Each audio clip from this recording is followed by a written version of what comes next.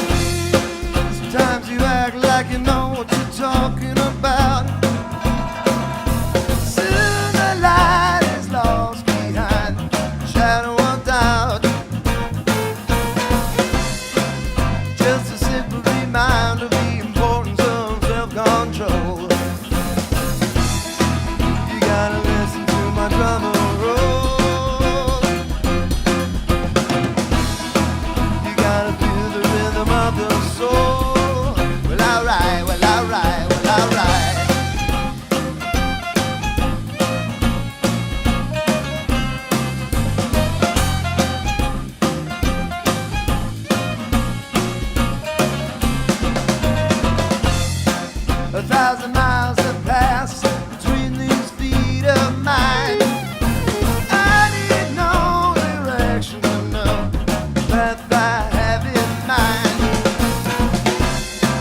Stones and glass are good, fat meat back to the bone. Follow the trail and know where I'm going. Stay here to make it clear that the thrill is the unknown. What a thrill, what a thrill, what a thrill.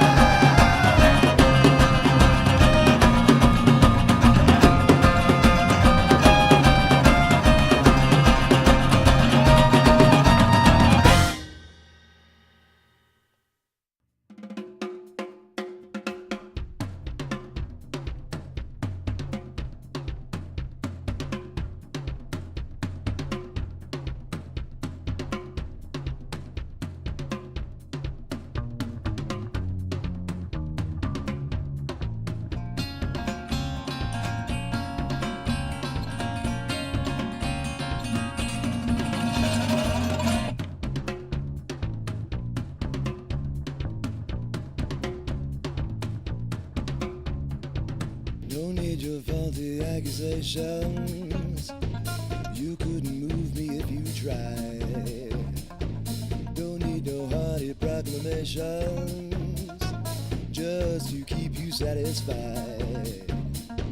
The clouds are circling, smells like rain.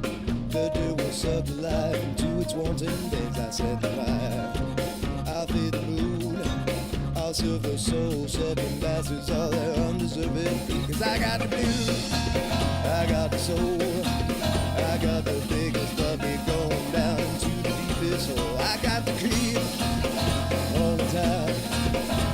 My seed has found its purchase in the mother load of crop. Let's roll! Let's go!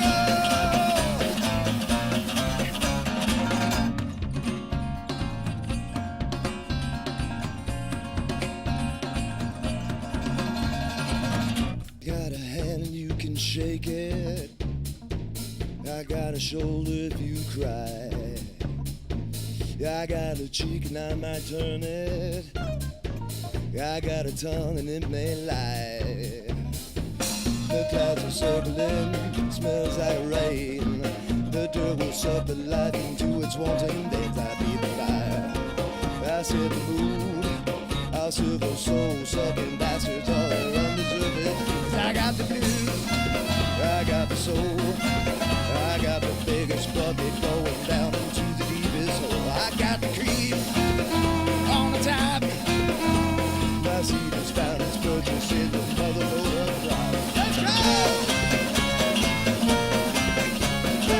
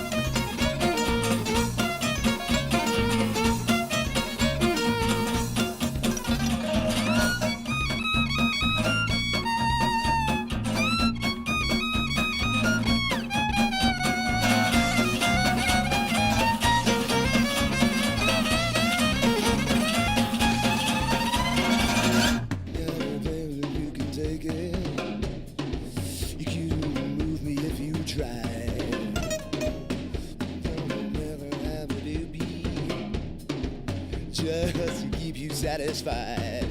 'Cause I got the blues, I got the soul, I got the biggest bucket going down into the deepest hole. I got the cream on the top. My seed is found in virgin shit, no brother, no drop. Yeah! And it grows like a forest through the leaves, and it grows and it shows down to the sea. And it fills the whole room when it's there, and it grows when the morning falls to the test. And it feels like it's never coming back, but it shows as it goes, the process never ends. I will never be free to grow.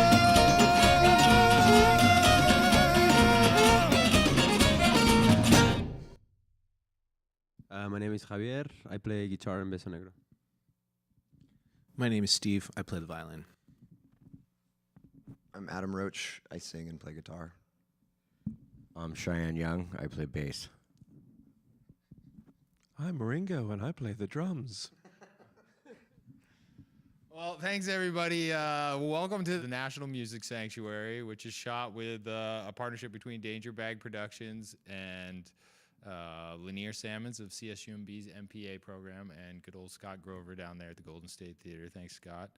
And we're going to basically talk a little bit about songwriting and why we play music and get to know Beso Negro a little better. So the first question I have is kind of boilerplate, guys, and a little silly, but like, why write songs? Why not, build custom motorcycles or, I don't know, make pottery cups? Like, why songs? Well, because music is fun, passionate, beautiful, everlasting. Motorcycles are cool, I suppose, but we're all drawn to music because that's what we feel. And what got you started playing music, Adam? My mom bought me a B.B. King cassette tape live from Cook County Jail, and that was it. I wanted to start playing guitar, like that sound. And finally, I convinced them to get me a guitar. It was called a Quest Black Magic. It's like a Sears guitar or something. And I just kept playing it and playing it and playing it. And your storyline is not necessarily music first, though? I mean, I hear rumors of Beso Negro, and there's this guy, and he plays around with these little guns that, like, put little paintings on that skin. stuff. And then from there, you win awards on an international level or something like that, and that's what leads you to meeting. Oh, I'm a tattooer, and I ended up moving to Spain, and I met Javier Jimenez over there in Barcelona, and we met at a party and started playing music together that night. And by the end of the night, I invited him to go to Holland. I had a short tour doing some songwriter stuff, and that was it. We just started playing music together like day and night, every day for months, almost a year. How long ago was that? About 4 years ago, 5, because we met a year before I moved back to the States. And So Beso's basically only been in San Francisco? That's where you guys are based out of? yeah, we're in the Bay Area, But we've gone on tour. We went to South by Southwest in Austin, Texas. We were sponsored by Lagunitas Brewing Company, and they took us out there with a lot of beer, and we had a really good time. They got all the shows together, and that was nice for us. It was the first time we were on the road as a band together, and we definitely came back tired, but tighter as a band. And then we did a Northwest trip, and now we, around the Bay Area, we're picking it up. We're getting a lot better shows. We're playing Outside Lands this year. We played it last year, and this year we're going to play all 3 days, and we're very, very excited about that. So if you were to think of like the next year's kind of agenda for Beso, is it World domination. world domination? Why not? No, we're Take Google down. yeah, some sort of domination. Well, we're gonna get in the studio with Ethan. Is not only our drummer, but he's also engineering the record. And we're gonna get in the studio in a couple weeks to record our first full-length record, all original material. And we've been working really hard to get a nice tight sound, and it's filling itself out to be, its own thing. You know, Beso's really changing a lot these days, and it's growing, and it's getting, you know, a nice round sound, a full-bodied flavor with easy to drink, you know, the whole thing. Not too hoppy. Not too hoppy, no, very approachable, Yeah. not a bit pretentious. Not at all. I had the pleasure of seeing you guys at the Golden State Theater, and it seems like there was a cello player, wasn't there, that night, and maybe Yeah. more percussion, or is that my imagination on the more percussion part? No, we have changed drummers, and we had my wife Heather Hausman playing cello, Oh, okay. and yeah, so that's what you saw down at the Golden State. So she's sort of a guest artist at some of the events when you A don't cameo, have her at yeah, when home she's got doing some domestic time. duties and things like that. Yeah, exactly. All right, so I like Johnny Cash. So Johnny Cash has this quote about country music, and I don't know if do you classify yourselves as country? How would you classify Beso Negro? Let's ask that question. Well, we're influenced by gypsy jazz, which is a form of music from France around the 20s and 30s, developed by a guy named Django Reinhardt and Stefan Grappelli, guitarist and violin. And it was Eastern Bloc gypsy music mixed with American jazz. Mostly his hero, Django's hero, was Louis Armstrong. So we heard the swing and mixed it with gypsy music and cultivated it, and it became his own style, you know. And so we were heavily influenced by that style of music, and we started playing it. And we started playing, me and Steve and Javi started playing together, and we were just learning Django Reinhardt songs and trying to get that together, learning the licks, learning the chords, learning the feel, the rhythm, how to do it correctly. And then after a while, we just started writing, you know, and using that same style within our own writing, our original music. Do you ever bring in any of the other instrumentation that you see in gypsy music, like accordion or a clarinet, or? We have played with both. Yeah, if we see them and we can snag them for a little while, and if they're good, then we'll play with them. Took a saxophone player to Austin with us. Yeah, alto sax player. This guy's a monster. That's great. The kid. The kid. That's his name, is the kid? Well, that's what we call him. He was. For our purposes, yeah. Yeah. Couldn't quite keep up. Yeah. So when you guys are coming up with songs, Adam, it's you that says these are the lyrics, and then from there you sort of jam. How does that process work? No, I usually come up with the guitar melodies, the chord structure, and the lyrics. And normally, Javi and I get together, and I call him Captain Hook. He puts the hook in there, and then from there we get the band together, and we figure it out, and everyone puts their individual part into it. And once we're all together, then it really solidifies. You look like you have something to say there. I've got a lot to say. Do you? Tell us some stuff. How does the songwriting process work for Beso? It's, I mean, it's like woodshedding. You know, we get the tune that Adam usually writes most of, and then we put it together. And it's usually, but it's kind of like a sketch when we get it. And then we get in the rehearsal studio and we play, and people come up with ideas, and we try them out.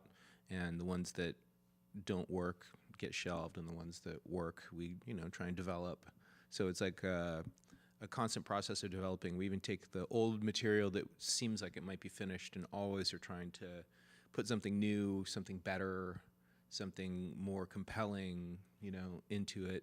So it is like a super, super evolving process. It's like almost like nothing's ever quite done. So it is truly jazz in that way, that you are basically comping over certain rhythm structure or chord structures, and you iterate based on that depending on how your band is configured that night. You know, I think that because that we're influenced by jazz music, you could say that we're a jazz band, but in a lot of other ways, we're not really a jazz band. We, you know, you could classify it as, I don't know, pop music or gypsy jazz influenced music, but it's not really exactly like a, you know, slap down a fake book and have a bunch of people sit in and play a set kind of band. It's not that kind of band. Right. It's which much is more structured. In much. It's When you extremely have structured. melodies, you have to hit the Vocal certain harmonies, chorus and yeah. verse and all So, but then there's also space in the middle to improvise, which is one of the things that's most fun about the band. Yeah, you guys nailed it at the Golden State. I mean, it was. I came in, thinking that it was going to be one thing, and you took it to a whole nother level. And it was because of that, the ability to improvise and to watch your playing and to watch. Oh, I mean, everybody's playing. For a listener, if somebody's like an audiophile who likes to kick back and close his eyes and just listen to great music, you guys nail it. Part of the National Music Sanctuary's intention is to kind of reach out to the younger generation out there, people that are trying to decide whether or not they want to play music and why they want to play music. And so if you were right now looking out there through cyberspace at that young little 6 or 7 year old who just heard his first BB King record, would you tell him to woodshed right now and sit in his room and look at some fundamentals? Would you tell him to go get his buddies together and go down on the corner and All of it, yes. All of it. Tell them to listen to music. Open up your ears and open up your heart and see what you like. That's really the best thing you can possibly do. And then after that, it's a matter of choosing an instrument. There's so many. What do you do? You do what feels the best, I guess. have to focus on just one? No, not at all. But I think most people gravitate towards one instrument. They find it that it agrees with them. There's something they find familiar with it, and they go from there. Choosing an instrument is like a gateway drug. You start with marijuana and all goes downhill from there. You pick up a guitar and then you start playing music, and then it's super key. Like you said, you got to listen to music to know even what you like, and then your brain explodes, and then that's what happens. That's how it happens. I think for all of us, right? Do you think it's too early at any time to start learning to play your own songs? No, not at all. No. Yeah, Right. explore your As creativity. soon as you can get 3 chords down on that thing, just Right. comp it out and get her done, Are there any tools when some of you guys are old enough to have kids, I don't know if you have kids, but are there any tools you would recommend to people, that you've seen new stuff? Like there's this thing called Riff Station, I know, where you can like upload MP3s into an interface that turns any song into Guitar Hero tablature. So, I think I play guitar, and played bass, and I thought of, all those learning how to read music and looking at a Guitar Player magazine and looking at the tablature, but now it's literally in real time, your own songs you can watch and practice and change. That's cool. That's really cool. We have a good friend named Matt Montgomery, and he works for a company, what are they called? Ubisoft, and they do Rocksmith. And Rocksmith is cool because it's kind of like Guitar Hero in that, but you actually play the chords on a real guitar. So I think that's a cool tool. And it's actually playing the guitar. It's not just, hitting some fretted area and wiggling a paddle on a plastic guitar.